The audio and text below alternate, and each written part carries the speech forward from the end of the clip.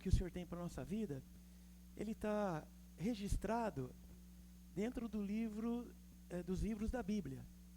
E essa revelação, ela começa, você sempre tem a certeza, ela começa em Gênesis e ela vai terminar em Apocalipse. Qualquer coisa, qualquer revelação que nós venhamos a ter, que Deus queira falar conosco, você tem certeza que as linhas dessa revelação, elas passam pelas Escrituras Sagradas. E elas têm o testemunho do Espírito Santo, né? Por isso que todos os escritos que o Senhor permitiu que chegasse entre nós, através da Bíblia, eles foram escritos e o Senhor separou para nossa ajuda, para nossa compreensão, para nós entendermos o plano de Deus. Deus, ele é muito rico. Deus é maravilhoso. A sua obra é maravilhosa. Ela está acima dos nossos pensamentos. Até mesmo antes de você ter nascido, Deus ter conhecido o teu nome, você ter conhecido a si mesmo, Deus conhecia o teu nome. E Deus tinha um plano. Nós cantamos hoje que aquele que começou a obra, ele há de completá-la. Então Deus, ele está trabalhando a obra dele, que está registrada na Bíblia, de Gênesis a Apocalipse. Gênesis e Apocalipse, nós vamos ver que está dentro do tempo.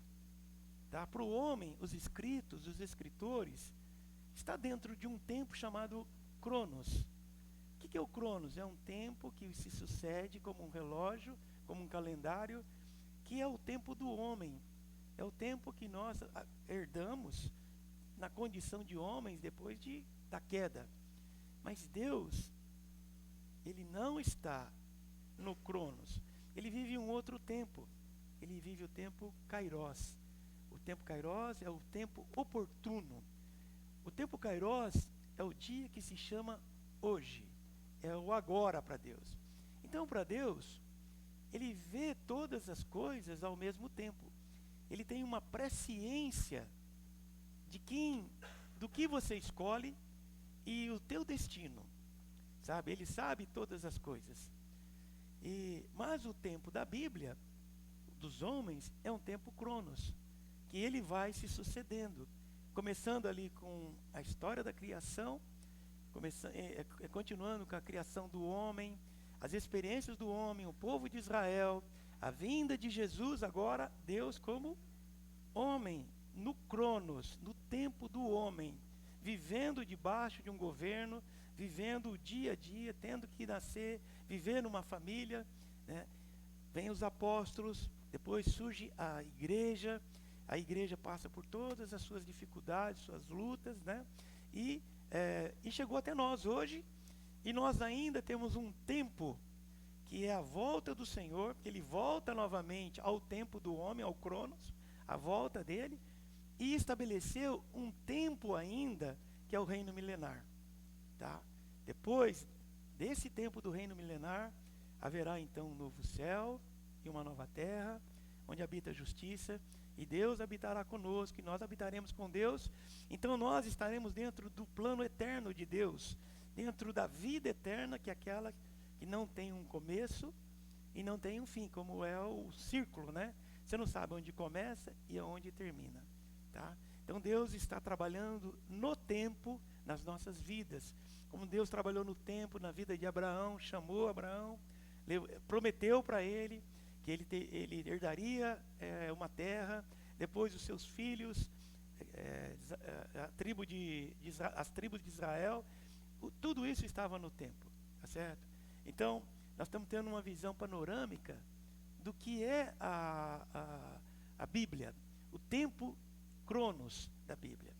E nessa revelação, nós temos que pegar algumas linhas que elas vão nortear de Gênesis até Apocalipse, né?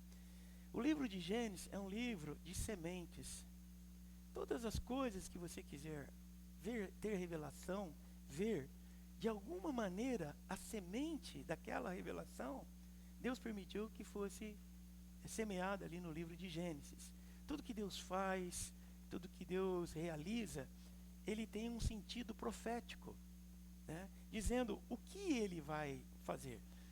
Nós vimos a semana passada que os dias da criação, desde o momento em que a terra estava sem forma e vazia, ela estava debaixo de um julgamento, e a primeira palavra de Deus foi que, no primeiro dia, foi: haja luz, né? E a luz veio à existência. Então, a partir daí, há uma diferença entre trevas, uma diferença entre o que é luz e o que é trevas. Nós vimos também que, dia após dia, nós vimos assim que houve a separação do firmamento, que seriam as águas de cima e as águas de baixo. No meio estava o quê? O firmamento, que é o ar, que tipifica o Espírito. Assim como o primeiro dia luz tipifica o Pai, né? Aí no terceiro dia, o que aconteceu? Houve a formação de uma porção seca.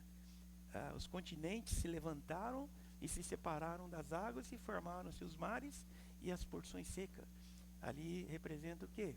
Representa que Cristo sai de entre as águas da morte, sai e ele se torna uma porção seca para nós pisarmos. E em cima dessa porção seca que é a terra, o que nós vemos? Nós vemos o quê? A condição de se produzir os primeiros indícios da vida, onde começam então relva, né?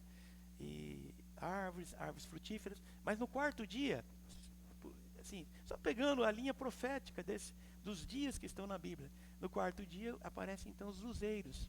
Ué, mas já não tinha luz no primeiro dia? Haja luz.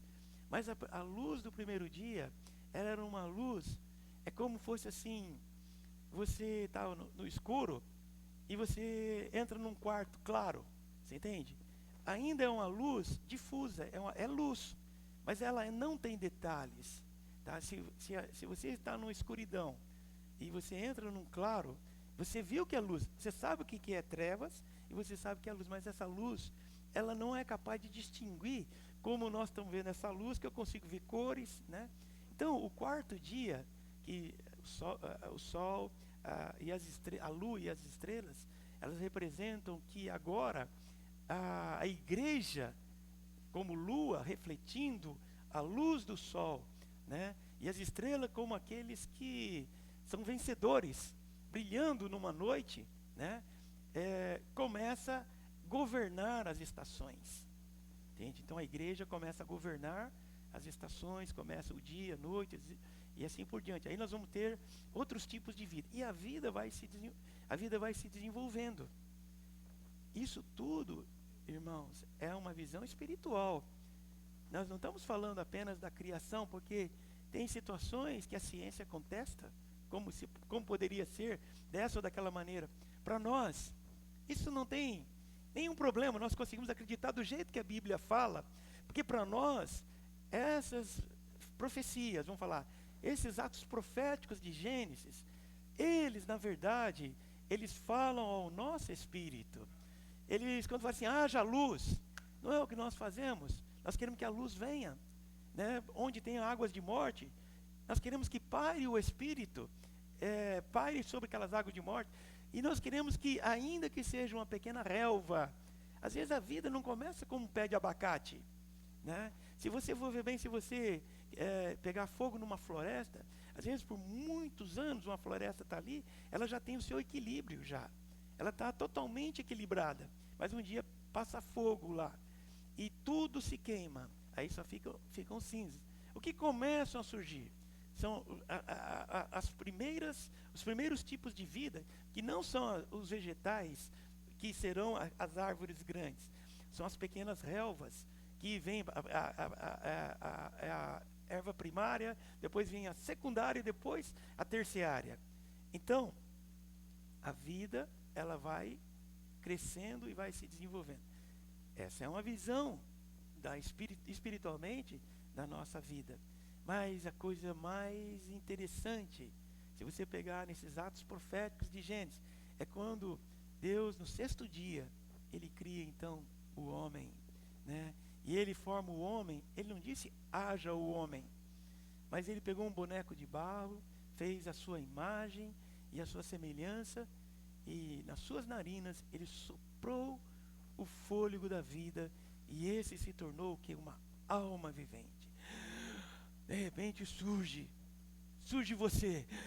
Estou vivo, nossa, estou respirando, tenho pensamentos, tenho alegria, tenho às vezes tristeza, tenho planos, tenho projetos, quero construir, quero ir para cá, quero ir para lá. Eu me tornei a própria imagem e semelhança do Criador. Nesse momento, quando Deus vê o homem respirando, vê o homem se expressando, autônomo, Deus então descansa. Naquele momento ele está feliz, ele está completado. Ele fechou um ciclo do homem. E ali ele diz para o homem: tenha ele domínio. Fomos feitos então para expressar a Deus, expressar a sua vontade. Agora o homem pode governar. Agora o homem pode dominar. O homem pode pôr a vontade de Deus em curso. O que está no coração de Deus? E Deus pode, o homem pode fazer. E essas são as linhas, irmãos, que vão nos trazendo até os dias de hoje. E quando ele viu o homem, ele falou assim: não é bom que o homem esteja só. Eu vou fazer uma companheira para ele. E aí, quando ele viu a mulher que Deus tinha trazido, ele falou assim: esta afinal, carne da minha carne, ossos dos meus ossos, ela vai se chamar varoa, é minha. Essa eu quero. São princípios, irmãos, que mostram o seguinte, que Deus, como Deus, Ele é completo. Deus é completo. Deus tem tudo. Tudo Ele pode. Mas uma coisa lhe faltava. Lhe falta. Assim como para o homem faltava a mulher, falta a Deus um complemento. Engraçado, um Deus tão completo sente falta de um complemento. E ele fala: não é bom que o homem esteja só. Na verdade está falando dele. Ele fala assim: não é bom que eu viva só. Por isso deixará o homem, pai e mãe, vai se unir à sua mulher, e se tornarão os dois uma só carne. E grande este mistério, Paulo fala agora. A mesma linha de revelação. Aquilo que está em Gênesis, chega lá em Efésios, Paulo fala assim: grande este mistério. Mas eu me refiro a Cristo e à igreja. Essa linha de que Deus quer se unir o homem é algo extremamente forte para nós. Nós pensávamos que nós seríamos servos de Deus, criaturas de Deus, alguém que Deus criou, fez, né? E de repente você se dá conta que o teu papel não é de ser servo, empregado, não é fazer a vontade dele numa condição subserviente, mas a tua condição é de parte dele. Algo que participa da própria vida dele. Não está fazendo, não está anexa. Não está ali para fazer alguma coisa e depois que você faz aquilo, você é algo descartável. Não. No plano de Deus, quando você se une, quando um homem se une a uma mulher, se torna uma só carne. Assim, quando nós nos unimos ao Senhor, nós descobrimos, então, que nós somos partes dele. Nós somos uma, entre aspas, uma só carne. Uma só alma com ele. E nesse momento, Deus descansa. Nesse momento, Deus acha em nós a sua habitação. Deus agora pode entrar no seu 7º dia. Deus pode descansar. E esse sentimento que vem lá desde trás, né? Um dia o Jacó estava viajando e fugindo do irmão dele, e ele pegou, falou, dormiu, botou uma pedra como travesseiro, e aquela noite ele sonhou. Ele viu que tinha uma escada que ligava o céu à terra, e os anjos subiam e desciam. Aí ele percebeu, quando ele acordou, que aquele lugar era a casa de Deus, era a porta do céu. Deus colocou uma escada para fazer uma habitação, um caminho, onde ele pudesse fazer habitação com o homem. E quando Jacó acorda, ele falou assim: quão temível este lugar. Isso aqui é a casa de Deus, é a porta do céu. Irmãos, quão temível é este lugar, quão misterioso é o lugar onde Deus decidiu te alcançar. Que ele desceu dos céus, e você e eu éramos como aquelas pessoas sem família, né, sem nação, né, sem esperança. E um dia ele desce do céu e fala que ele quer fazer casa com você, ele quer casar com você, ele quer fazer uma casa, ele quer fazer uma Betel, um lugar de luz. E ele fala: não somente eu desço, mas eu também subo. Porque em João fala assim que vocês vão ver os anjos subindo e descendo sobre o Filho do Homem. É um caminho de comunhão. É um caminho que nós não temos mais barreiras. Nós somos a esposa do Cordeiro. Nós somos a eleitas de Deus. Nós somos o descanso de Deus. Nós não somos servos de Deus, irmãos. Que coisa maravilhosa. Talvez no primeiro momento o nosso pensamento é de relva. O pensamento de relva é aquele nível muito pequeno da vida em que você acha que você nasceu para servir a Deus. Você acha que se uma menininha só vai assim: eu nasci para servir ao meu marido. Esse conceito, minha mãe está me formando para eu servir ao meu marido. Não é esse. Você ama e você serve. Você se apaixona e você se entrega. Você se dá conta que você não é empregado de Deus. Que você não é empregada, você não é a concubina. Você é a esposa. E este é um grande mistério. É o que Jacó falou assim: quão terrível, quão temível este lugar. Irmãos, o que nós vivemos, nós não temos muita noção. A nossa união com Deus, o interesse que Ele tem em habitar em nós e nós habitarmos nele. Isso é um plano dele. E Ele elegeu esse lugar que é a igreja, que se torna uma noiva coletiva, é um povo coletivo, o qual dá satisfação ao seu Deus, tem prazer em Deus, e Deus tem prazer em nós. Nós o louvamos porque nós temos prazer nele, e Ele também abre as portas dos céus e nos dá tudo, né? Hoje eu li o livro de Ruth, né? Porque está na minha sequência lá de leitura, né? Ruth, uma moabita, sabe? Decide acompanhar uma senhorinha velha chamada Noemi, e resolve se apartar dos deuses de Moabe, e ama aquela sogra, e quer seguir aquela sogra, para que o Deus dela seja, daquela sogra, seja o Deus de Ruth, e o povo daquela sogra seja o seu povo. E ela persegue algo misterioso que talvez nem ela soubesse. Quantos que, por ter uma visão deste mistério, eles abrem mão do seu conforto, das suas vidas, sabe? E porque tem algo que está acontecendo. Deus está visitando Israel, então eu quero estar com a minha sogra, nem que seja uma viúva. Quero ficar com ela. Mas o que acontece? Quando Ruth vai lá, ela vai respigar nos campos de Boaz, que era um que poderia tomá-la como esposa. Embora tivesse um primeiro, o primeiro não quis, porque não queria dividir a herança, e abriu mão, e o Boaz, ele se une então a Ruth, uma moabita, alguém que vem de um lugar sem esperança. E o que acontece? Ela não simplesmente ganhou uma cidadania.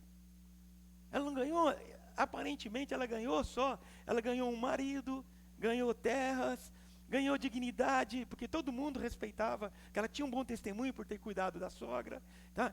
Aparentemente, quando se olha a bênção, isso é relva ainda, não é uma árvore, não é algo no nível de vida mais alto. Ainda é relva. Sabe, porque o que estava por acontecer é que ela, ao casar-se com Boaz, ela tem um filho chamado Obed. Obed gerou Jessé. Jessé gera Davi. E Davi gera Cristo. Essa é a árvore. Quer dizer, esse é o nível mais alto da experiência. Olhar apenas uma moabita, olhar que nós estávamos no Egito, que nós éramos pecadores, sabe? Isso é relva ainda, mas está bom. Quem tem a experiência da redenção, agradece Jesus por ter perdoado seus pecados. É muito bom, porque a vida já está se desenvolvendo. Mas quando nós crescemos espiritualmente e as revelações vão vindo, você vai vendo o seguinte: não basta ser relva. Não basta apenas ter separação do firmamento, águas de cima e água de baixo. Não basta apenas que haja aquela luz primeira. Não, e também não basta ainda apenas a luz do quarto dia. Nós precisamos ir crescendo. E quando você cresce, você vai chegar no sexto dia. E no sexto dia, agora você se tornou esposa. Você se tornou alguém capaz de dar descanso ao Senhor. E Ele entra no seu sábado. E Ele descansa. Então o que aconteceu com a moabita foi que ela se tornou antecessora de Cristo. Esse era o mistério. Quão temível este lugar. Eu estou gerando Cristo. Eu estou formando uma entidade, uma expressão universal que vai traspassar o tempo, vai traspassar o que os nossos olhos veem. Porque o que você vê é relva. O que nós estamos vendo é a pontinha de um iceberg. Na verdade, o Senhor nos chamou para, aparentemente, saindo lá de Moabe, sem raça, sem família, sem marido, seguindo, às vezes, situações tão complexas, você entende? Sem esperança, sabe? Mas o Senhor nos chamou, e o Senhor já nos preparou. E não foi por acaso que ela foi respigar justamente no campo de Boaz. E é interessante, eu grifei na minha Bíblia, e ele não estava todos os dias lá na fazenda dele. Não era todos os dias, mas ele desceu de Belém. Ele desceu aquele dia, e naquele dia ele viu a Ruth pegando o que sobrava, porque era a lei. Não podia pegar toda a safra. Tinha que deixar sempre um pouco, porque Deus cuida sempre de quem? Do estrangeiro, do órfão e das viúvas. Não podia, e quando ele ficou sabendo que Ruth estava respigando ali, ele deu uma ordem para os homens, na hora do almoço, ali depois do almoço: deixa cair mais milho, mais trigo, era cevada, deixa mais para ela poder pegar. E ela voltou aquele dia com 25 quilos de comida, levou de volta naquele dia para sua sogra, você entendeu? Isso ainda é a pontinha. O que nós estamos vendo da redenção do Senhor é a pontinha de uma revelação até que Cristo seja tudo em todos. O que Paulo queria mostrar, falou assim: irmãos, eu oro para que vocês tenham espírito de sabedoria e de revelação, no pleno conhecimento dele. Nós conhecemos pouco qual é a largura, a profundidade, nós ainda conhecemos pouco dessa dimensão, mas nós já estamos no chamamento. Não importa se a nossa experiência hoje ainda é um tanto sofrida, ainda a gente às vezes fala assim: Senhor, mas a vida cristã, é isso, aquilo, tal. O Senhor está nos conduzindo a uma condição de um casamento universal, né? Quando eu estava preparando a comunhão lá dos casais ontem, falei assim: e eu vi um novo céu, Apocalipse 21, e a nova terra, pois o primeiro céu e a primeira terra, o que era relva, o que era figuras, o que eram sombras, passaram. Esse primeiro céu e essa primeira terra foi apenas sombra. Tem sido sombra para nós. Nós estamos andando sobre sombras, porque a realidade do alimento é Cristo, a realidade do descanso é Cristo, a realidade da vestimenta é Cristo. Então toda a Bíblia foi usada, todos os escritos proféticos foram usados como sombras, para que um dia nós entrássemos na realidade.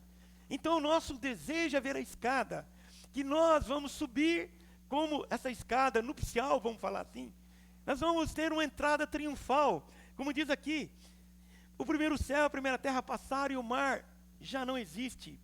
Eu vi também a cidade santa, a nova Jerusalém que descia do céu, da parte de Deus, ataviada como noiva, adornada para o seu esposo. Então ouvi grande voz vinda do trono, dizendo: Eis o tabernáculo de Deus com os homens. Deus habitará com eles, e eles serão povos de Deus, e Deus mesmo estará com eles. Deus com eles, que é uma tradução católica, estará com eles. Deus com eles, estará com eles. É coisa maravilhosa. É um mistério. Deus nos colocou dentro dele mesmo e estará em nós. Por isso, queria ler com vocês só para João 14.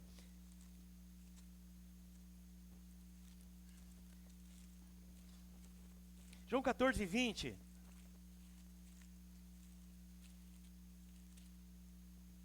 Fala que naquele dia vós conhecereis que eu estou em meu Pai, vós em mim, e eu em vós. Sabe por quê? Porque no versículo anterior, nos versículos anteriores, do capítulo 14, diz assim: na casa do meu Pai, 2, há muitas moradas. Se assim não fora, eu vos teria dito: vou preparar-vos lugar. Eu preciso ir até a cruz. E lá na cruz vai ser a preparação de vestimenta, de lugar, de tudo que uma noiva precisa. Eu vou preparar lugar para vocês. Mas tem bastante lugar. Cabe todos os que creem. Cabe todos os que creem no Evangelho. Cabe todos aqueles que aceitarem, como a Ruth. Todos aqueles que um dia perceberem o cheiro de que algo está por acontecer em Israel. Não é porque ela voltou a ter pães.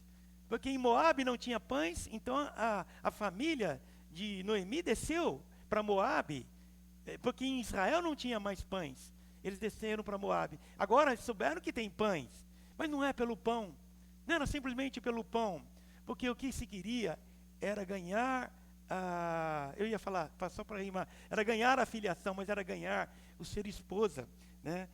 E ele fala assim: e vós sabeis o caminho para onde eu vou. E disse Tomé: Senhor, não sabemos. Ele falou assim: eu sou o caminho, a verdade e a vida. Ninguém vem ao Pai senão por mim. Essa é a escada. Então, irmãos, o que a gente sente que toda a Bíblia, ela vai preparando um ambiente espiritual. Um ambiente espiritual que vai culminar na Nova Jerusalém. Ela vai culminar no descanso pleno de Deus. Naquele dia, então, nós vamos compreender que nós já estamos nele. Ele está em nós, o Pai está nele, e nós não conseguimos entender essa coisa maravilhosa porque ela é misteriosa. Existe um termo que é uma das coisas interessantes que na teologia eles não conseguem falar sobre o que é o que é uma coisa, o que é outra, o que é o Pai, o que é o Filho, o que é o Espírito. Se são três deuses, se é um Deus só, três aspectos e tal. Mas tem uma coisa que eu achei muito interessante. Existe um termo chamado pericorese. Peri vem de perímetro. Core de coreografia. Pericorese. É que o Pai, o Filho e o Espírito, eles dançam juntos. Eles vivem, eles coexistem, eles coinerem, eles estão juntos. Se você falar assim: peguei o Pai. Ele fala assim: não, eu sou o Filho. Você fala assim: mas agora eu estou com o Espírito. Não, eu sou o Pai. Essa é uma dança dentro de um perímetro, dentro de um ambiente de unidade. Por isso que tem perímetro. Não pode escapar. Tem uma unidade, Pai, Filho e Espírito. Mas eles dançavam entre eles. Antes de você e eu. Mas um dia, ele chamou-nos para entrar aonde? Entrar na onde? Na dança. Só que você entra em quem? Você entra através do Filho. Agora você não sabe mais. Nossas vidas, conforme a vida cresce, e nós vamos tendo mais expressão de Deus. Você já não é mais aquela relvinha que só acredita na redenção, que você só está nos caminhos elementares. Você tem uma visão, você tem um sentimento. Agora você tem frutos. O teu fruto é árvores que produzem fruto, sabe? Agora você está no 6º dia, né? Você agora é o homem. Você já não é apenas a árvore do 6º dia. Agora você é um homem. Você está pronto para se casar com Deus. Você está pronta para se unir com Deus. Esse momento, irmãos, é um momento misterioso que nós não conhecemos, porque vivemos a dimensão cartesiana. Vivemos essa dimensão física. E nossos valores estão relacionados aqui. Como nós vamos entrar? Como nós vamos nessa caminhada crescer?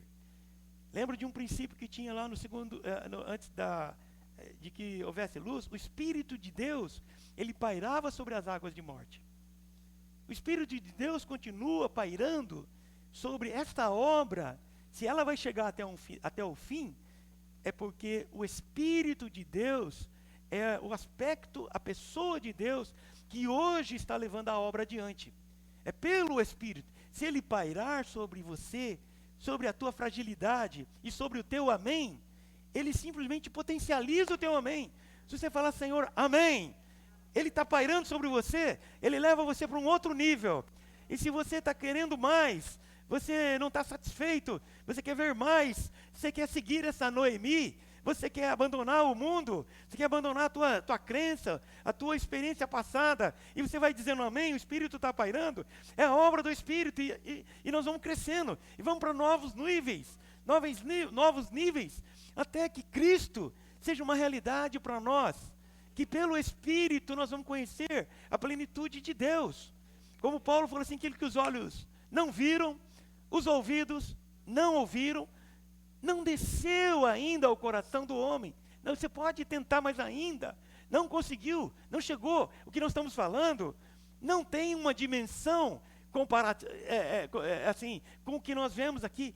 Nós vemos o velho céu e a velha terra.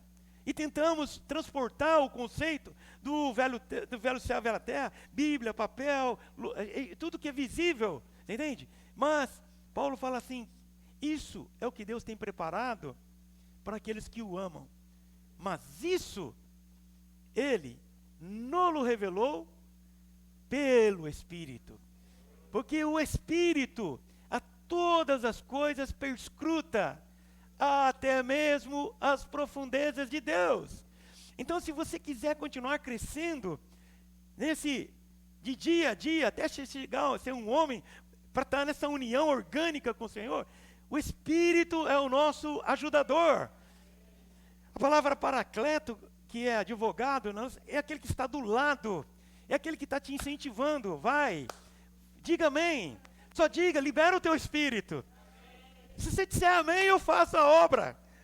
Se você disser amém, eu vou te mostrar as coisas profundas de Deus. Talvez a tua mente não vai compreender tudo. Não tem problema, mas o teu espírito começa a vibrar. Mas assim, tem algo nessa viúva, tem algo nessa mulher pobre. Ela está indo para um lugar, eu não posso deixá-la. Tem algo, ela vai indo para algum lugar que eu não entendo. Eu não entendo direito para onde ela está indo, falando no caso de Noemi, né? Eu não entendo para onde essa viúva está indo, sem dinheiro, sem nada. Mas o teu Deus será o meu Deus, o teu povo será o meu povo. Eu vou junto. Irmãos, nós estamos nessa caminhada, sabe por quê? Nós queremos casar. Nós queremos encontrar com o Boaz. E quando nós encontrarmos com o Boaz, irmãos, haverá um novo céu e uma nova terra. Essa nova Jerusalém, ela vai se tornar a nossa realidade. Deus habitará com eles. Eis o tabernáculo de Deus com os homens. Agora a casa já foi preparada, os muitos lugares foram preparados, Cristo já morreu, o Espírito Santo está fazendo a obra dele, que é o tempo do Espírito, né? Está crescendo em nós estamos lendo a Bíblia, nós estamos pedindo luz nas entrelinhas da Bíblia. Precisamos ler, irmãos, esse livro maravilhoso, com a orientação dos nossos irmãos. Eles têm nos dado linhas, sabe? Eles não têm toda a verdade, mas eles dão as linhas. E o Espírito vai dizer qual é a verdade para aquele momento, para a tua experiência. Porque tem momento que para mim algo é importante. E outro momento é teu, cada um está num nível diferente de crescimento e de vida. Não dá para uniformizar. dar uma palavra, achar que o que eu estou falando aqui, todos estão pegando da mesma maneira. Um está pegando de um jeito, outro está pegando de outro, porque depende do nível da vida. Mas uma coisa é fato, o Espírito é o mesmo. O Espírito está operando. O Espírito está falando assim, para você é essa palavra. O que você precisa ouvir é isso. Tem que tirar esse véu, o outro é outro. Não adianta um julgar o outro, inclusive. Mas nós temos que ouvir o falar profético. Nós temos que ouvir o que a Bíblia fala. E dentro dessa visão espiritual, você possa falar assim, quão temível este lugar. Isso aqui é a casa de Deus. Deus está neste lugar. Porque Deus falou comigo. Deus simplesmente me deu um sonho. Eu quero, entre aspas, seguir a Noemi. Eu quero ser mãe de Jesus Cristo. Eu quero entrar na genealogia de Cristo. Se faz sentido alguma coisa, é você trazer Cristo à terra. É você viver Cristo. Mas para viver Cristo, você tem que, vamos dizer assim, você tem que trilhar todos os dias da criação. Você tem que ser um homem, a imagem e a semelhança de Deus, em que Ele possa dizer assim, verdadeiramente, você é carne da minha carne, ossos dos meus ossos. Você vai me chamar igreja, você vai se chamar minha varoa, vai chamar a minha auxiliadora. Não dá para o Senhor casar com a árvore frutífera, por melhor que ela seja. Então nós estamos o seguinte, eu quero sair de Moabe, eu quero sair do pecado, eu quero sair da minha infantilidade espiritual. Tem um caminho, Senhor, tem um caminho, vamos seguir. E o Espírito vai aprovando, amém, sim, amém, ó Senhor Jesus, amém, avança, amém, amém. E por fim, vai acontecer o quê? Que é o dia do descanso. Então no 7º dia, Deus descansou.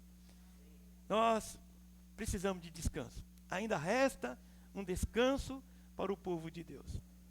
Nós não chegamos ainda, mas nós temos um selo, uma aliança dele conosco.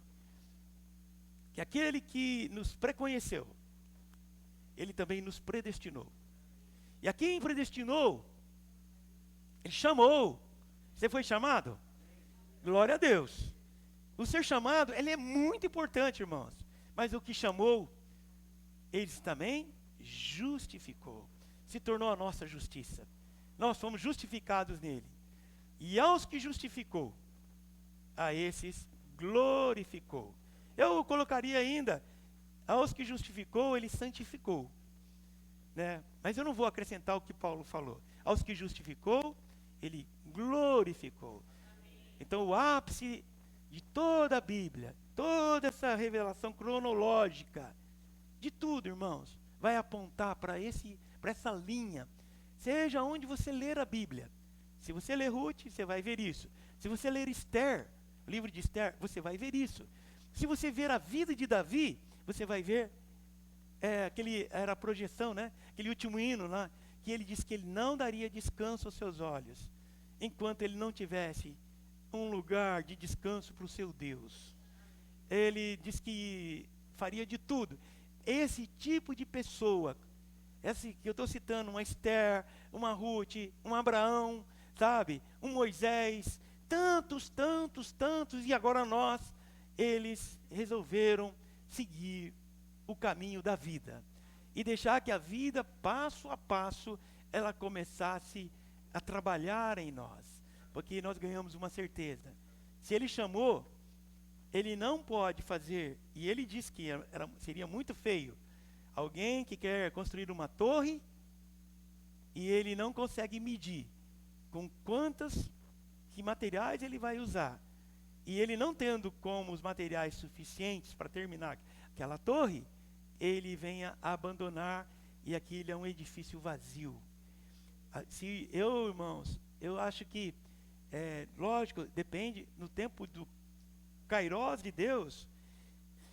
Uma mensagem que o Pedro liberou lá em Foz do Iguaçu, que foi muito, muito impactante.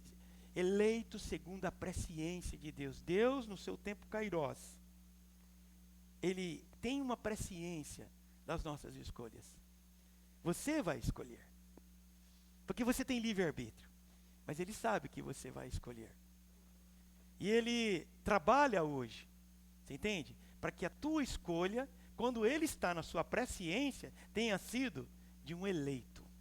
De alguém que amou o direito de primogenitura, amou ser a esposa do Cordeiro, alguém que quis trilhar o Cordeiro. Mas ele está aqui hoje.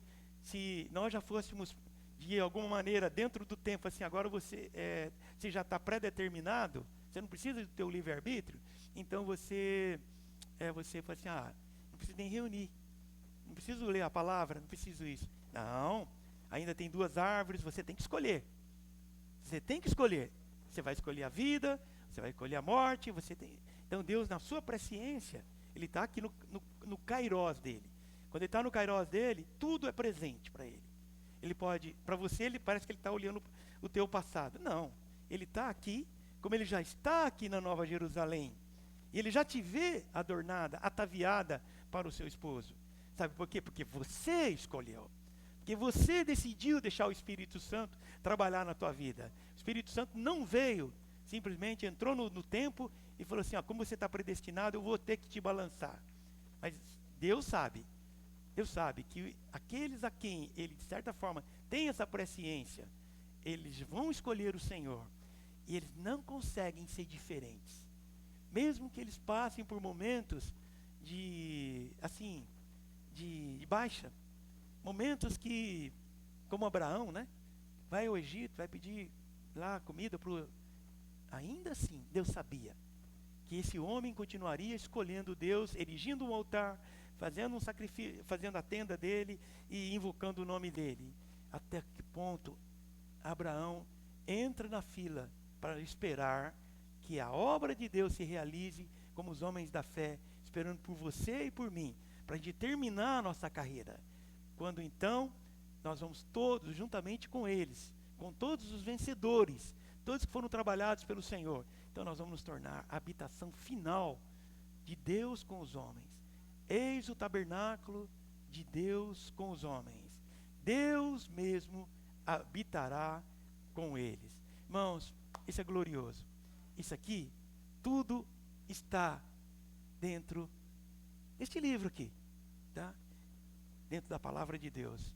Se a gente for perscrutando, o Espírito vai nos levar a cada texto, a cada lugar que Ele quer falar com você. E nós vamos ser ajudados a chegar até o final. Deus abençoe vocês, amém? Vamos fazer, eu acho que nós temos